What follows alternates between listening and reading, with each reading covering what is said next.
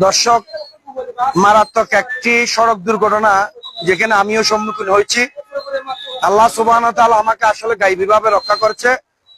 এই বাইতুল ইজ্জত নিচে অর্থাৎ হরিণতোয়ার থেকে আমরা আসলে এদিক থেকে আসতেছি, আমরা খুব স্লো ছিলাম এবং কাইনিহাট থেকে একটি খুব স্পিডে মোটরসাইকেল তারা বাসের সাথে সামনে আসলে তারা ফিষ্ট হয়ে তাদের গাড়ি তাদের একটি লোক ছিটকে পড়ে যায় আমাদের গাড়ি থেকে সে, এবং স্পট ডেট একজন, পাশাপাশি অন্য একজন নিশ্চিত মারা যাবে।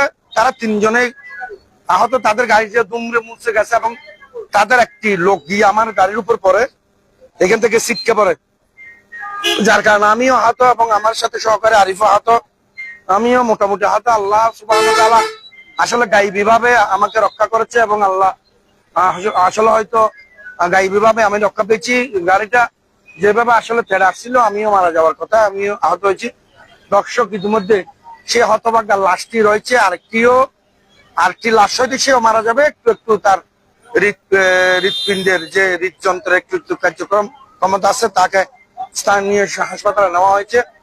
এই দর্শক, এই মর্মান্তিক সড়ক দুর্ঘটনা যেখানে রয়েছে ফুরুবি গাড়ি এবং দুর্ভাগ্য যারা যাত্রী তাদের বাইকের অবস্থা এই অবস্থা। এবং আসলে তারা একদিক দিয়ে আমার উপরে পড়ছিল, যার জানায় আমার গাড়ি ওদিকে যায় এবং আমি মোটামুটি পায়েতে আহত হয়েছি, এখানে আহত হয়েছি।